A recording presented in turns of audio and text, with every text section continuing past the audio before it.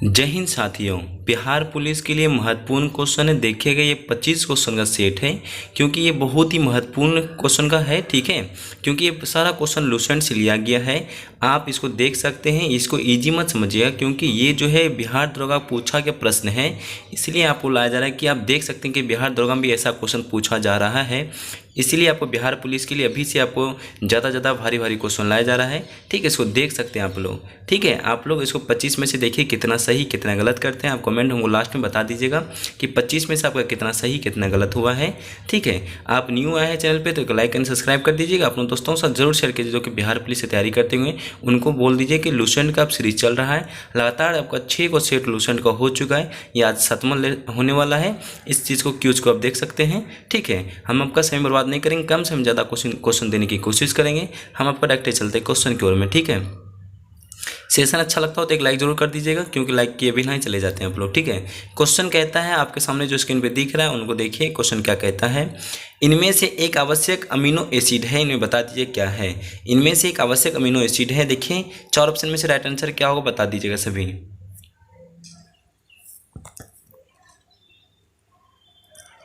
देखिए इनका जो राइट आंसर हो जाता है बी हो जाए, ल्यूसिन हो जाएगा। ऑप्शन और बी हो जाता है। ठीक है, ऑप्शन और बी हो जाए राइट आंसर। ठीक है, सभी याद रख लीजिएगा।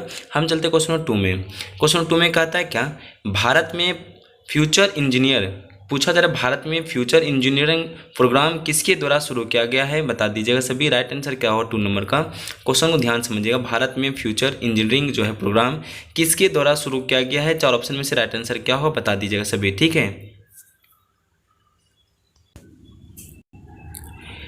देखिए इसका जो राइट आंसर हो जाता है ऑप्शन नंबर बी हो जाएगा, अमेजन हो जाएगा। ठीक है, ऑप्शन और ये बी हो जाए, अमेजन हो जाएगा। देखिए इसका कुछ 1-2 पॉइंट याद कर लीजिएगा। साफ पूछा जाता है अमेजन का संस्थापक कौन है, तो कॉपी में नोट करना स्टार्ट कर दीजिएगा। अमेजन का संस्थापक होता है जेफ बेजोस हो जाता है। ठीक है, और इसका संस्थापक कौन है, जेफ बेजोस हो जाता है। इसका जो स्थापना पूछ लेगा, अमेजन का स्थापना कब है, तो आप लोग याद रख लीजिए 5 जुलाई। ठीक है, 5 जुलाई। ठीक है, 5 जुलाई 1994 में हुआ था स्थापना, 1994। ठीक है, सभी याद रख लीजिएगा। पूछा जाएगा कि अमेजन का स्थापना कब हुआ था, 5 जुलाई 1994 को। इसका जो संस्थापक है जेफ बेजोस हो जाता है। इसका मुख्यालय पूछ लेगा तो आप लोग बता दें यूएसए। ठीक है, इसका स्थापना जो मुख्यालय कहाँ पे, यूएसए में है। ठीक है, हम आगे एक और बढ़ें, एक और सुन ही लीजिएगा और लिख लीजिए कॉपी में। गूगल का स्थापना कब हुआ था, सभी बता दीजिएगा। गूगल का स्थापना कब हुआ था, नोट कर लीजिए कॉपी में। ठीक है, 4 सितंबर 1998 को। 4 सितंबर 1998 को गूगल का स्थापना हुआ था। ठीक है, गूगल का स्थापना कब हुआ था, 4 सितंबर, सभी नोट कर लीजिएगा 4 सितंबर। ठीक है, 4 सितंबर 1998 को स्थापना हुआ था किनका, गूगल का। ठीक है, गूगल का याद रख लीजिएगा। गूगल का स्थापना 4 सितंबर 1998 को। हम आगे की ओर बढ़ते हैं। इसका जो राइट आंसर हो जाता है ऑप्शन नंबर बी हो जाएगा, अमेजन हो जाता है। ठीक है, सभी याद कर लीजिएगा। हम आगे की ओर चलते क्वेश्चन नंबर 3 में। कह रहा है कि दाई दीदी क्लिनिक योजना किस राज्य द्वारा प्रारंभ की गई है। ये बहुत अच्छा क्वेश्चन है।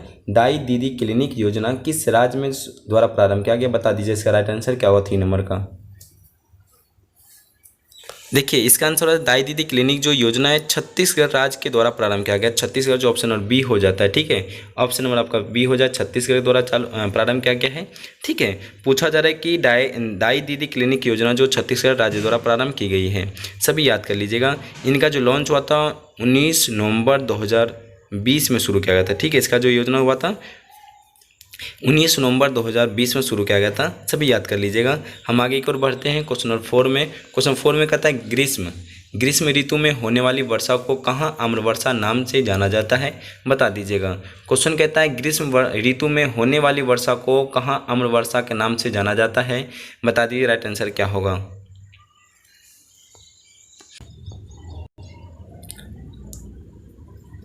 देखिए इसका जो राइट आंसर हो जाता है ऑप्शन और बी हो जाएगा, केरल हो जाता है। ठीक है, पूछा जा रहा है ग्रीष्म ऋतु में होने वाली वर्षा को कहाँ आम्र वर्षा के नाम से जाना जाता है, केरल में। सबसे अधिक जो है इनका जो आम्र वर्षा जो है आम की फसल के लिए काफ़ी उपयोगी होता है। यह वर्षा केरल तथा पश्चिमी के तटीय मैदानी भागों में होती है। ठीक है, सभी याद कर लीजिएगा। यह वर्षा केरल तथा पश्चिमी के तटीय मैदानी भागों में होती है। इसका ऑप्शन और बी हो जाता है, याद कर लीजिएगा सभी। ठीक है, क्वेश्चन नंबर 5 में कहता है नामदफा नेशनल पार्क किस राज्य में स्थित है। नामदफा नेशनल पार्क किस राज्य में स्थित है। क्वेश्चन नंबर 5 का राइट आंसर क्या होता है बता दीजिएगा सभी।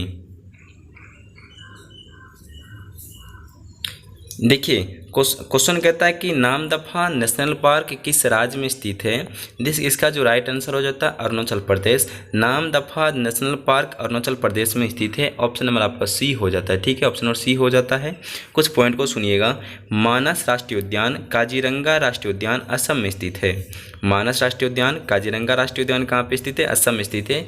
ठीक है, सभी याद कर लीजिएगा। असम के बारे में आप लोग नोट कर लीजिए कॉपी में। ठीक है, क्वेश्चन कहता है कि आपके मानस राष्ट्रीय उद्यान और काजीरंगा राष्ट्रीय उद्यान जो है असम में स्थित है। ठीक है, इस क्वेश्चन को ध्यान से याद रखिएगा। पेरियार वन्यजीव अभ्यारण्य, पेरियार वन्यजीव अभ्यारण्य, ठीक है, इनका जो है केरल में स्थित है। ठीक है, याद रख लीजिए केरल में स्थित है। आप आएगा भरतनकन्या राष्ट्रीय उद्यान, सिमलीपाल वन्यजीव अभ्यारण्य एवं ठीक है राष्ट्रीय उद्यान नंदन कानन वन्यजीव अभ्यारण्य ओडिशा में स्थित है। सारा याद कर लीजिएगा। केबू लामजाओ राष्ट्रीय उद्यान मणिपुर में स्थित है। इंपॉर्टेंट क्वेश्चन है। केबू लामजाओ राष्ट्रीय उद्यान कहाँ पे? मणिपुर में स्थित है। सभी को नोट कर लीजिए कॉपी में। ठीक है, हम आगे की ओर बढ़ते हैं। क्वेश्चन नंबर 6 में क्या कहता है? हाल ही में किस राज्य में भारत के सर्वोच्च ऊंचाई वाला हर्बल पार्क का उद्घाटन किया गया है? क्वेश्चन कहता है हाल ही में किस राज्य में भारत के सर्वोच्च ऊंचाई वाले हर्बल पार्क का उद्घाटन किया गया है? क्वेश्चन नंबर 6 का राइट आंसर क्या होगा बता दीजिएगा सभी। ठीक है, देखिए क्वेश्चन कहता है हाल ही में उत्तराखंड में भारत में सर्वोच्च ऊंचाई वाले हर्बल पार्क उद्घाटन किया गया है। ठीक है, क्वेश्चन नंबर आपका सी उत्तराखंड हो जाता है। ठीक है, ऑप्शन नंबर आपका सी उत्तराखंड हो जाएगा। इसका सभी याद कर लीजिएगा। ठीक है, उत्तराखंड में है। ठीक है, हम लोग क्वेश्चन नंबर 7 में चलते हैं। क्वेश्चन कहता है क्या है 7 में? भारत का कार, भारत का कार कैसा है? देखिए कितने स्थान पे आता है क्षेत्रफल में, आपको बता दीजिए। सभी को पता होगा कि भारत का कार जो क्षेत्रफल में कितने स्थान पे आता है। देखिए इसका जो विश्व में 7वां सबसे बड़ा देश है। ठीक है, इसका जो ऑप्शन और सी हो जाता है। सभी याद कर लीजिएगा। भारत का कार्य जो विश्व में 7वां सबसे बड़ा देश है। इससे पहले आप लोग 6 सुनिएगा। पहला नंबर आता है रूस, कनाडा, संयुक्त राज्य अमेरिका, चीन, ब्राज़ील, ऑस्ट्रेलिया, तो भारत आता है। 8वां नंबर का पूछ ले तो ये जरूर पूछा जाता है। 8वां नंबर पे कौन आता है? अर्जेंटीना आता है। और 8वां नंबर पर अर्जेंटीना आता है। 9वां पर आता है कजाकिस्तान। ठीक है, दोनों याद कर लीजिए। 8वां और 9वां दोनों ज़्यादा पूछा जाता है। क्षेत्रफल की दृष्टि से 8वें नंबर पे कौन आता है? तो याद रख लीजिए अर्जेंटीना। 9वें पे आता है कजाकिस्तान। ठीक है, हम आगे की ओर बढ़ें। आगे की ओर बढ़ते हैं। क्वेश्चन नंबर 8 में क्वेश्चन कहता है निम्नलिखित सुल्तानों में से कौन लाख बख्श के नाम से जाना जाता है? निम्नलिखित सुल्तानों में से कौन लाख बख्श के नाम से जाना जाता है? 8 नंबर का राइट आंसर क्या होगा बता दीजिएगा सभी।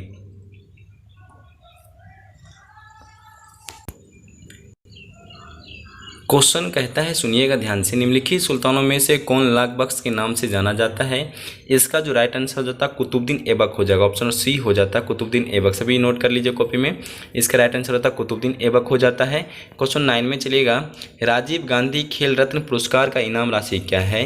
राजीव गांधी खेल रत्न का पुरस्कार की इनाम राशि क्या है? सभी बता दीजिएगा। ठीक है, चलिए इसे बताइएगा राइट आंसर क्या होता है। राजीव गांधी खेल रत्न पुरस्कार की इनाम राशि क्या है बता दीजिएगा। ध्यान से कुछ पॉइंट को सुनिएगा। क्वेश्चन पॉइंट कहता है राजीव गांधी खेल रत्न पुरस्कार जो है वर्ष 2021 में बदलकर मेजर ध्यानचंद जो है मेजर ध्यानचंद खेल रत्न पुरस्कार कर दिया गया था। 2021 में राजीव गांधी का नाम बदलकर कर दिया है मेजर ध्यानचंद खेल रत्न। ठीक है, ये वर्ष जरूर पूछा जाता है कब बदला गया 2021 में। इसकी जो स्थापना हुआ था 1951 से 92 में 1991 में 92 में की गई थी। 2022 में मेजर ध्यानचंद खेल रत्न पुरस्कार का विजेता थे कौन है? शरद कमल अंजाद, टेबल टेनिस के थे। ये नोट कर लीजिएगा आप लोग सभी कि कब नाम बदल गया था 2021 में। ठीक है, इनका जो राशि हो जाता है 25 लाख दिया जाता है। ऑप्शन नंबर डी हो जाता है 25 लाख। ठीक है, 25 लाख दिया जाता है इनमें। ठीक है, राजीव गांधी खेल रत्न पुरस्कार जो है इनका 25 लाख इनाम राशि है। क्वेश्चन नंबर 10 में कहता है 2021 में पद्मश्री पुरस्कार प्राप्त करने वाला कौन है बता दीजिएगा। ठीक है, कभी कभी पीछे वाला भी पूछ लेता करंट अफेयर। 2021 में पद्मश्री पुरस्कार प्राप्त करने वाला कौन है? 10 नंबर का राइट आंसर क्या होगा बता दीजिएगा।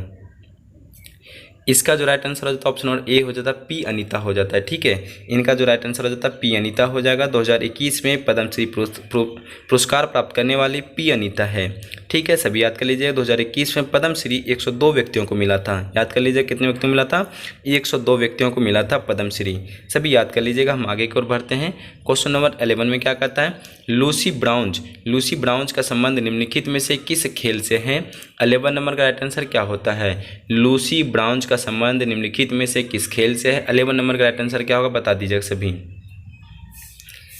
देखिए इसका जो है आपका ऑप्शन नंबर ए हो जाता है फुटबॉल से संबंध है, आप लोग बता दीजिएगा। लूसी ब्राउन का संबंध निम्नलिखित में से फुटबॉल से संबंधित है।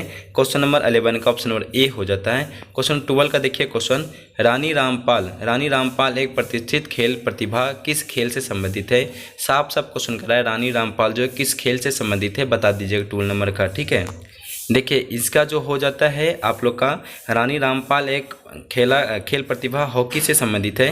किससे संबंधित है? हॉकी से। ऑप्शन नंबर बी हो जाता है। ठीक है, किससे संबंधित है? हॉकी से संबंधित है। ठीक है, हम आगे की ओर बढ़ते हैं। इसका है, ठीक है, 30 नंबर क्वेश्चन कहता है, अम्लीय वर्षा के लिए निम्नलिखित में से कौन सी गैस जिम्मेदार होता है, बता दीजिएगा।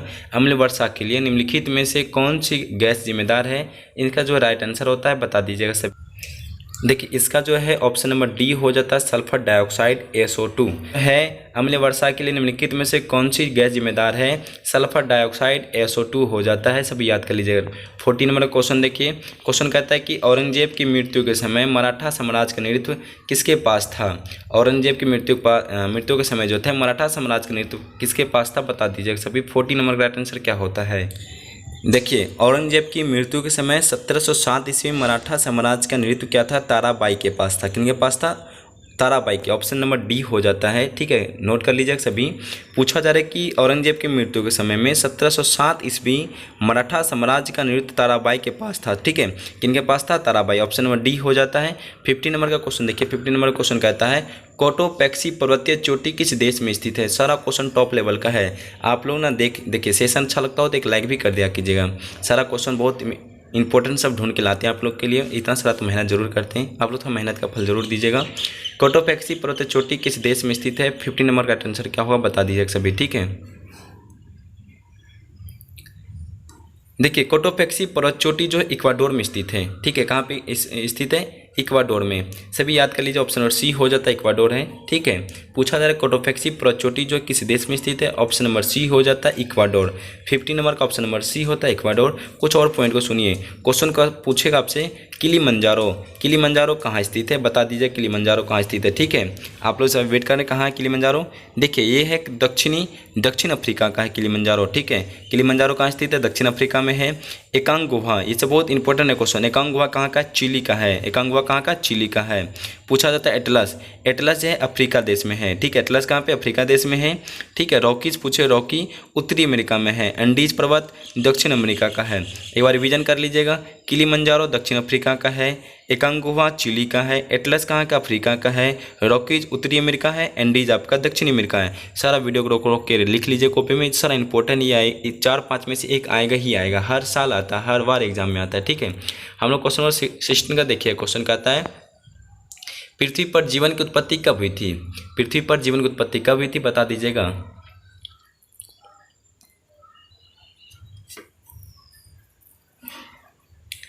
देखिए इसका जो right answer option number B हो जाता है, 3.8 बिलियन वर्ष हो जाएगा। ऑप्शन नंबर बी हो जाता है। ठीक है, क्वेश्चन का पूछा जा रहा है कि पृथ्वी पर जीवन की उत्पत्ति कब हुई थी, ऑप्शन नंबर बी हो जाता है, 3.8 बिलियन वर्ष पहले हुए थे। ठीक है, याद कर लीजिएगा, ऑप्शन नंबर बी हो जाता है।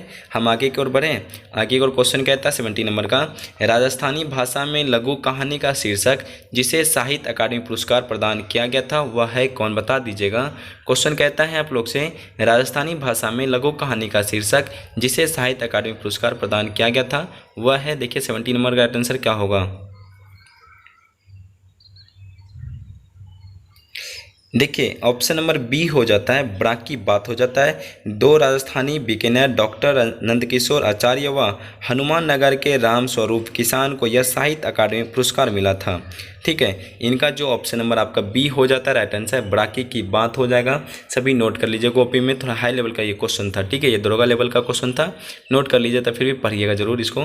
18 नंबर का क्वेश्चन देखिए, 18 नंबर का क्वेश्चन कहता है, भारतीय संविधान के किस संशोधन के द्वारा मंत्रिपरिषद मंत्रियों की संख्या को सीमित किया गया है, बता दीजिए। क्वेश्चन बहुत इंपॉर्टेंट क्वेश्चन है, भारतीय संविधान के किस संशोधन द्वारा मंत्रिपरिषद मंत्रियों की संख्या को सीमित किया गया है। 18 नंबर का राइट आंसर क्या होगा, बता दीजिए सभी। ठीक है, देखिए इसका जो है ऑप्शन नंबर डी हो जाता है 91, ठीक है, ऑप्शन नंबर डी हो जाएगा इसका राइट आंसर। ठीक है, पूछा जा रहा है क्या 91वें संविधान संशोधन 2003 में द्वारा मंत्रिपरिषद के सदस्यों की संख्या क्रमशः लोकसभा तथा विधानसभा के सदस्यों की संख्या 15% होगा, जहां सदन की संख्या 40-40 है वहां अधिकतम 12 होगा। इसको नोट कर लीजिएगा सभी आप लोग। ऑप्शन नंबर डी हो जाता है भारतीय संविधान के किस संशोधन के द्वारा मंत्रिपरिषद के मंत्रियों की संख्या सीमित किया गया। ऑप्शन नंबर आपका डी हो जाता है 91वें संविधान संशोधन। ठीक है, हम लोग चलते हैं 90 नंबर का क्वेश्चन। कहता है 90 नंबर में भारतीय फिल्म फेयर समारोह 2021 में सर्वश्रेष्ठ निर्देशक का पुरस्कार किसने जीता है। आपसे क्वेश्चन की रिक्वेस्ट करते हैं कि हम देखिए 2021 लाएँ जानबूझ के, क्योंकि 2023 आप लोग को बताना है। 2023 में किनको मिला बता दीजिएगा। भारतीय फिल्म फेयर समारोह 2021 में सर्वश्रेष्ठ निर्देशक का पुरस्कार किसने जीता था, आप लोग बता दीजिए राइट आंसर क्या होगा। 2023 के बारे में आप लोग सारा कमेंट में छाप दीजिएगा। आपसे रिक्वेस्ट करते हैं, हम जानते हैं आप लोग छाप दीजिएगा, हमको पता है। ठीक है, देखिए इसका जो हो जाता है ऑप्शन नंबर बी हो जाएगा, ओम राउत हो जाता है। ठीक है, ऑप्शन नंबर बी हो जाएगा ओम राउत। ठीक है, नोट कर लीजिए ओम राउत हो जाता है। थोड़ा बाहर के आवाज़ों से थोड़ा मैनेज कर लीजिएगा। ठीक है, पूछा जा रहा है भारतीय फिल्म फेयर समारोह जो 66 में था वो 2021 में सर्वश्रेष्ठ निर्देशक तथा पुरस्कार फिल्म तहंजी के लिए ओम रावत को जीता था। 67वां फिल्म फेयर पुरस्कार 2022 में सर्वश्रेष्ठ फिल्म शेरशाह को मिला था।